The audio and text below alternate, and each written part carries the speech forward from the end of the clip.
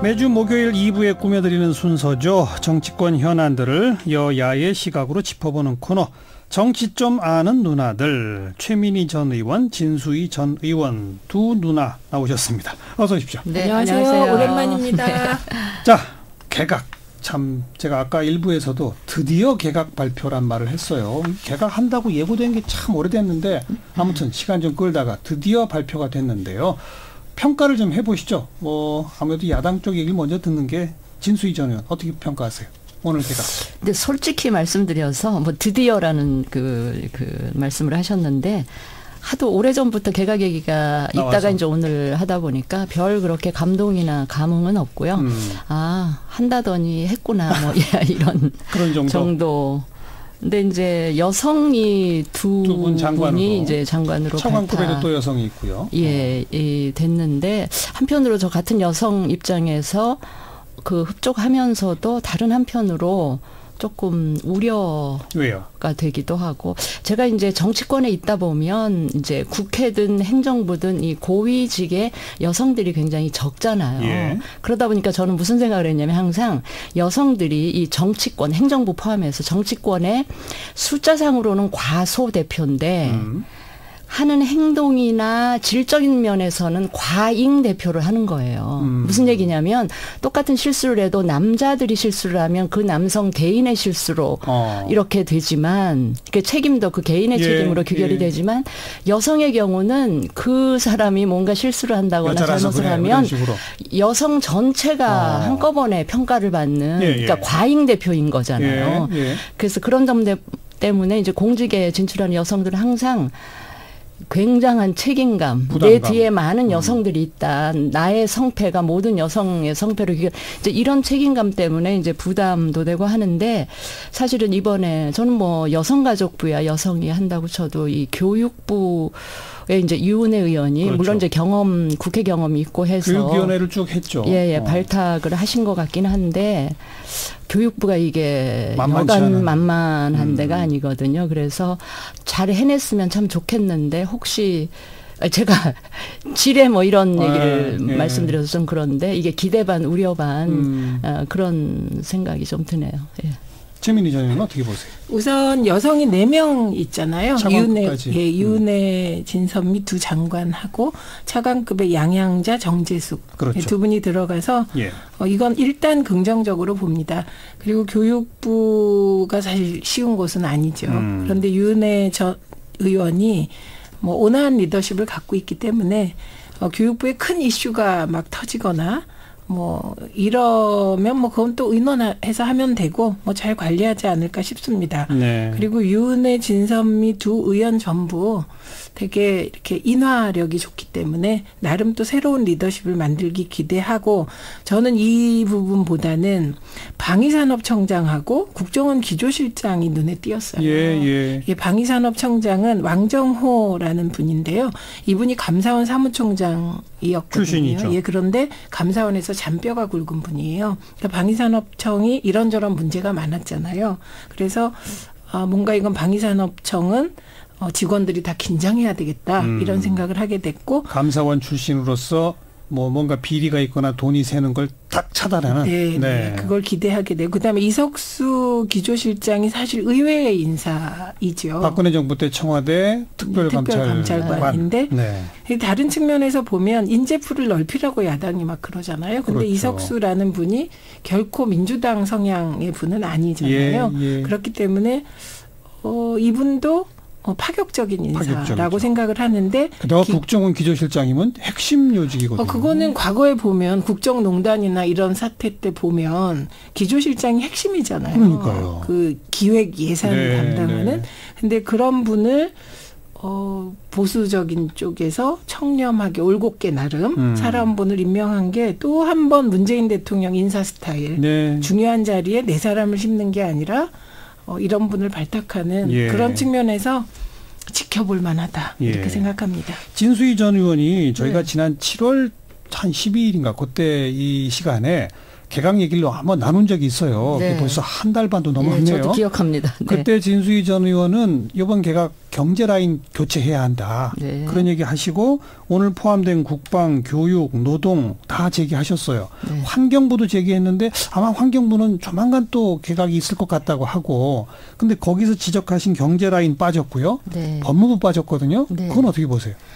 법무나 환경은 이번에 이제 빠졌고요. 이제 경제 라인 관련해서는 워낙 최근에 이제 엇박자 논란이나 이런 게 진행이 되면서 대통령께서 소득주도 성장 이 정책 기조를 다시 한번 천명하고 김동연 부총리와 우리 장하성 실장 간에 예, 뭐라 그러죠? 팀워크 이런 걸 더 강조하고 어제는 급기야 두 분이 만나는 장면을 또 연출까지 하면서 손도 꽉 잡고 그대로 이제 유지하는 걸로 그렇게 하신 것 같은데 저는 사실은 그 두 분이 청와대 정책실장하고 경제부총리면 하루에도 여러 번씩 만나고 전화 만나기 힘들면 전화하고 뭐 문자 주고받고 이럴 사이인데 마치 언론에서 그걸 뉴스로 기사거리로 취급한다는 것 자체가 사실은 굉장히 비정상적이고 부자연스러운 상황인데 저는 여전히 조금 우려가 되는 게 뭐냐면 그 두 분의 시각이요.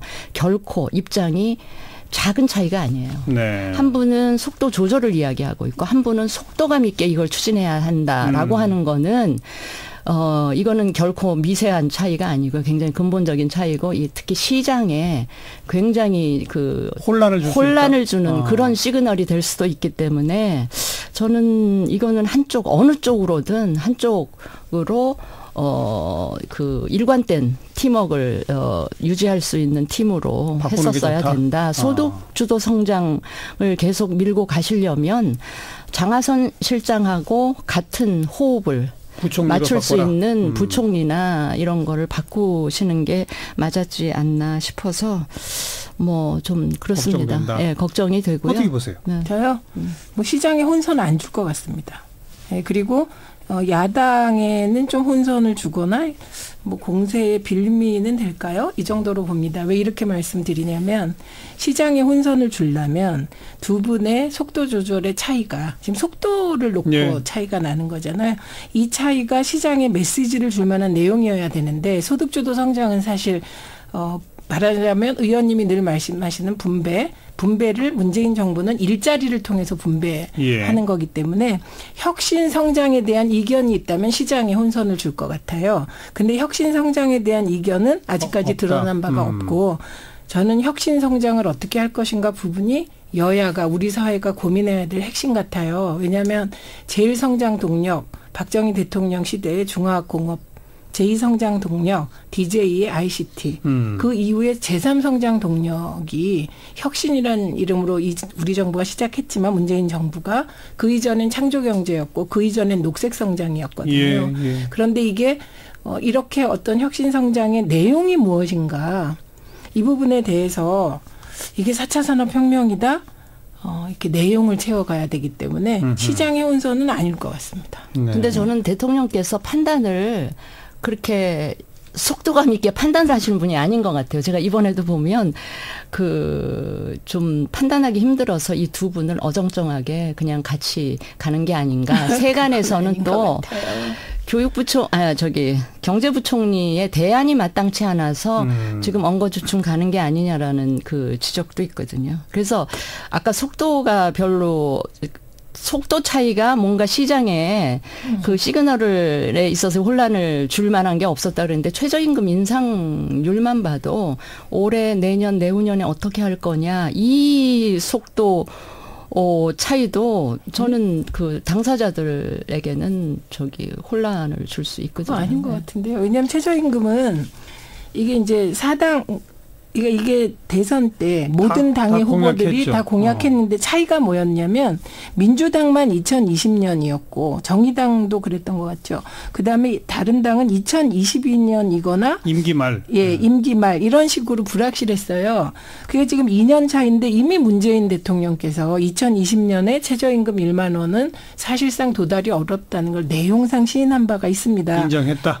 저는 그때 그런 일이 있었고 그다음에 최저임금 속도 조절 조절로는 경제민주화법이 통과되지 않고 있기 때문에 국회가 자기 역할을 못하고 있는 것이죠. 그렇기 때문에 문제가 되는데 국회 상황을 보아가면서 충분히 조절 가능한 정도의 그런 조정이 있었기 때문에 최저임금과는 별로 연관성이 없을 것 같습니다. 내친 김에 지금 그 논란이 더 뜨거웠던 며칠 전 일이기는 합니다만 통계청장 교체거든요. 그거 좀 얘기해 봅시다. 우리 진수희 전 의원. 근데 이제 제가 보면 많은 국민들도 그렇게 인식하고 계시기 때문에 이거는 분명히 경질성 인사인데 왜 굳이 이걸 계속 본인이 눈물까지 흘렸다니까. 예. 통상 인사라고 얘기하는지 아니 잘못했으면 뭐 판단이 잘못되든가 일 처리가 잘못됐으면 이건 잘못됐다 이야기를 하고 2차 저차에서 경질한다 이렇게 발표를 하면 됐을 텐데 그걸 굳이 아니라고 얘기하는 거는 뭔가 그 인사를 단행함에 있어서 떳떳지 못하다 그러니까 당당하지 못한 부분이 있어서 그런 거 아닌가 싶은데 오늘 이제 몇 가지 정황 증거들이 지금 나타난 게 있더라고요. 그 오늘 한 조간신문에 실린 칼럼에 보면 이 경질의 배경이 약간 장하성 실장한테 이 황 청장이 괘씸죄 걸려들었구나 이런 느낌을 줄 만한 칼럼이 있었어요. 근데 그 칼럼 내용은 팩트체크가 금방 될 수 있는 내용이에요. 무슨 내용이냐면 장하성 실장이 이 실장으로 취임하기 전에 교수 시절에 SNS에 글을 하나 썼는데 그게 한국은행에서 발표한 가계 총소득은 굉장히 지난 뭐 20 몇 년 사이에 굉장히 늘었는데 통계청이 발표하는 이 각 그 개별 평균 가계 평균 소득은 증가가 굉장히 폭이 낮았어요. 그러면 이거는 결국은 빈익빈 부익부인 거 아니냐 지난 한 거의 30년 동안 그랬더니 그거에 대한 반박 글을 통계청에서 통계청 홈페이지에 올린 거예요. 뭐라고 올렸냐면 이 평균 가계 소득 이거는 지난 우리 가구가 굉장히 형태가 바뀌었잖아요.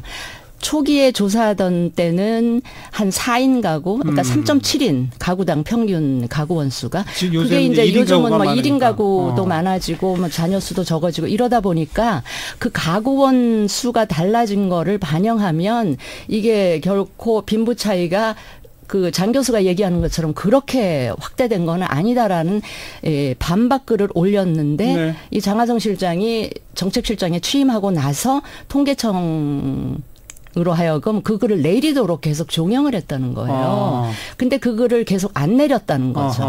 안 내렸고 그다음에 지난 일요일 날 장하성 실장이 소득주도 성장 기조를 다시 한번 확인하면서 한 기자회견 중에서 또 잘못된 그 통계치를 얘기하면서 그렇게 했다는 거예요. 그러니까 이제 그런 얘기라든지 그러니까 그게 사실이라면 저는 장하성 교수가 실장이 되면서 통계청에게 갑질한 거나 마찬가지가 아닌가 싶어서 그렇다면 이거는 괘씸죄 때문에 통계청장이 경질된 거다. 이렇게 볼 수 있는 그 수준이거든요. 그리고 그 얘기는 더 나가면 정말 정치적으로 오염시키지 말아야 할 통계청을 정치적으로 오염시키려고 하는 시도라고까지 본다? 거기까지 보세요?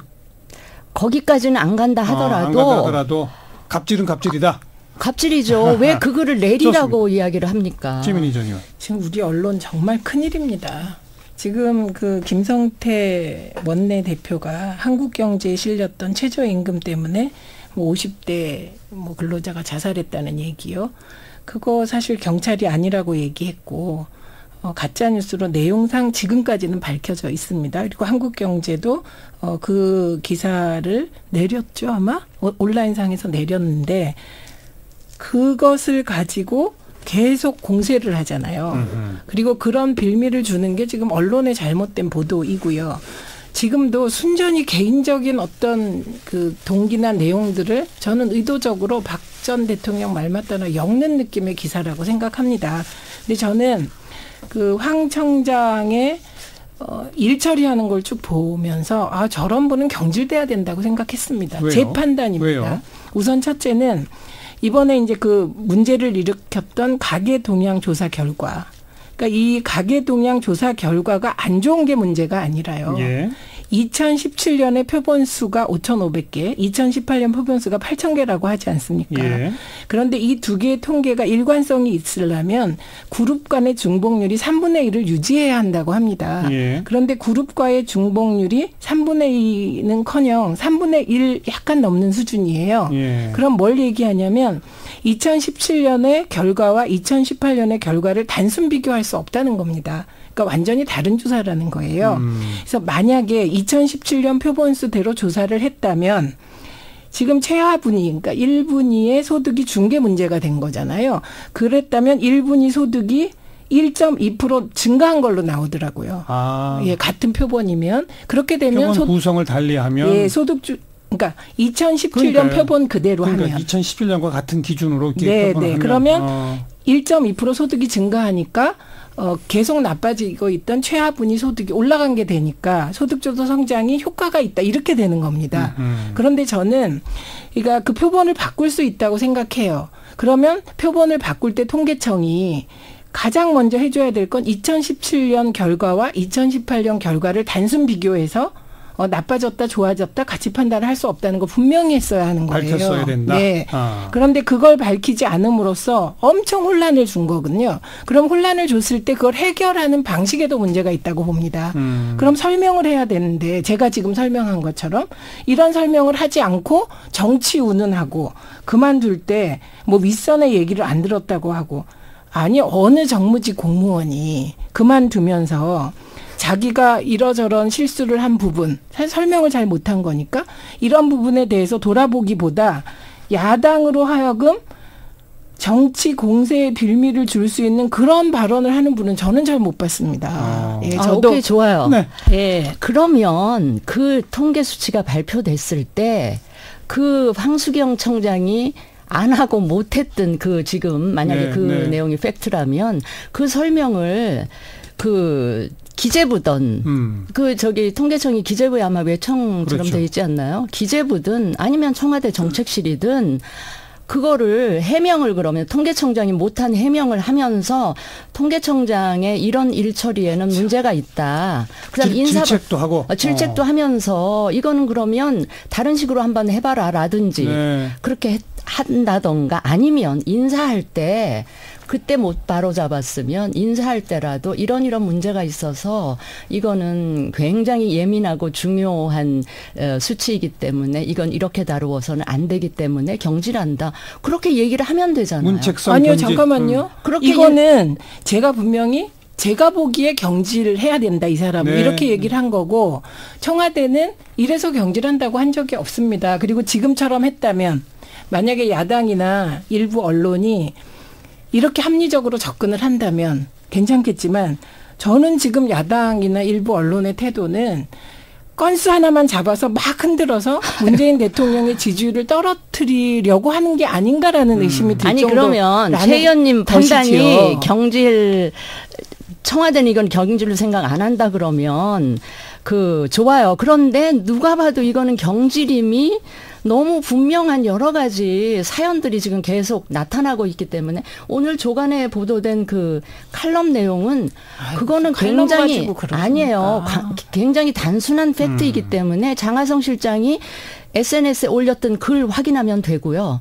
지금 통계청 홈페이지에 그 글 내용을 반박한 내용 확인하면 되고요. 그걸 안 내리고 있었다니까 되면 되고 그다음에 저는 장하성 실장 그 통계청 해명글을 보면 누구가 봐도 이해할 수 있을 만큼 굉장히 명쾌한 해명이거든요.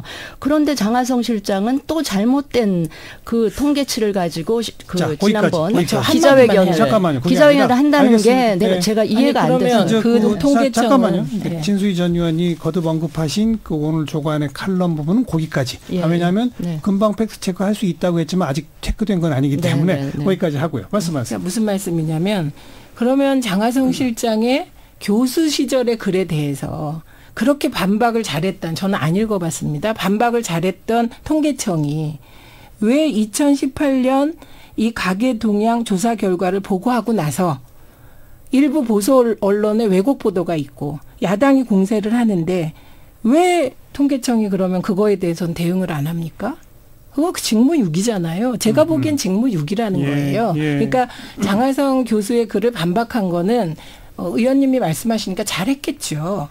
그렇게 똑같이 이번 사태에 대해서도 통계청장이 의무를 다했어야 되는데 의무를 다하지 않고 야당의 공세에 빌미만 계속 줬기 때문에 저는 제가 보기엔 경질해야 된다. 그런데 청와대는 이제 차관 인사를 일부 했잖아요. 그러니까 그때 그냥 통상적으로 했다. 또 그것도 맞을 수 있겠다. 그런데 저는 이런 분은 경질하는 게 맞다. 이렇게 제가 생각합니다.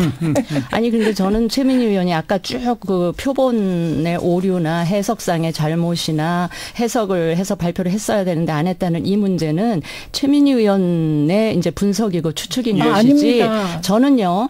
그 제가 파악한 아닌데. 바로는 표본이 5,500에서 8,000으로 늘어나는 과정에 민주당의 의원의 강력한 그 주장으로 해서 예산에까지 올해 반영이 되면서 그게 샘플이 늘어난 거고요. 샘플을 늘리는 방식에도 다 가중치를 둬서 그렇게 했을 거란 말이에요. 아닙니다. 그걸 따져본 다음에 통계청이 진짜 이렇게 말도 안 되는 오류를 저질렀는지 그거는 다시 한번 따져봐야 되고요. 저는 이 예민한 시점에 새로 신임 청장이 되신 분이 최근에 청와대의 뭐 주문인지 아니면 본인이 자발적으로 했는지는 모르겠으나 뭔가 가계소득 동향 조사에 대한 새로운 방법론을 대안으로 제시를 했다는 얘기를 들으면서 더더욱 그 의심이 강해졌고요. 저는 왜 이걸 저는 실수라고 생각을 하냐면 이번 인사가 설사 인사를 하더라도 좀 다른 타이밍에 했어야지 하필 이 예민한 시점에 이 인사를 함으로써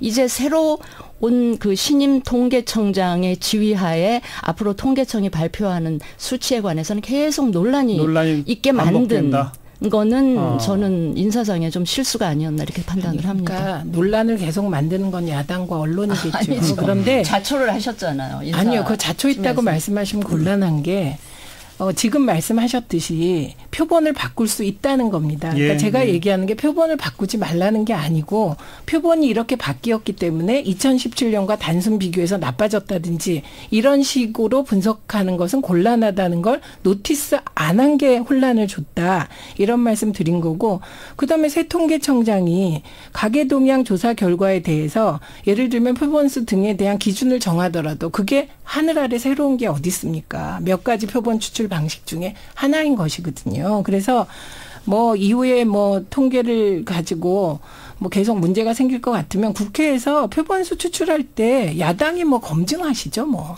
네.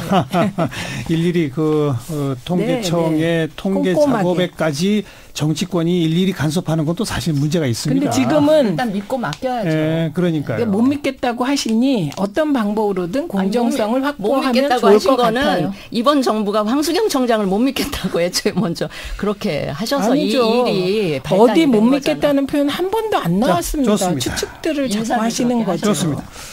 오늘 이제 얘기를 나눠보니까 오늘 있었던 또 5개 부처의 장관 또 4개의 차관급 인사에 대한 이야기의 분량보다 통계청장 교체에 대한 이야기의 분량이 더 많았다는 점에서 지금 현실이에요. 그것이 또 오늘의 현주소를 좀 보여주는 것 같고요. 네. 어쨌든 야당 일각에서는 뭐 사관을 극형에 처한 연산군이 떠오른다. 이런 말까지 지금 나오고 있습니다만 오늘 진수희 전 의원, 최민희 전 의원의 인식은 그 정도까지는 아니고 진수희 전 의원은 문책성 경질이라면 문책성 경질이라고 분명히 밝혔어야 되는 거 아니냐. 또 그렇다 손치더라도 타이밍은 좀 안 좋았다. 이렇게 보시는 것 같고요. 또 최민희 전 의원은 뭐 통상적 인사라고 볼 수도 있으나 개인적 의견으로는 경질 대상이었던 것 같다. 뭐 이 정도의 의견으로. 너무 정리를 잘하셨어요. 정리하겠습니다. 정치 좀 아는 누나들 진수희 전 의원, 최민희 전 의원 수고하셨어요. 네, 고맙습니다. 감사합니다.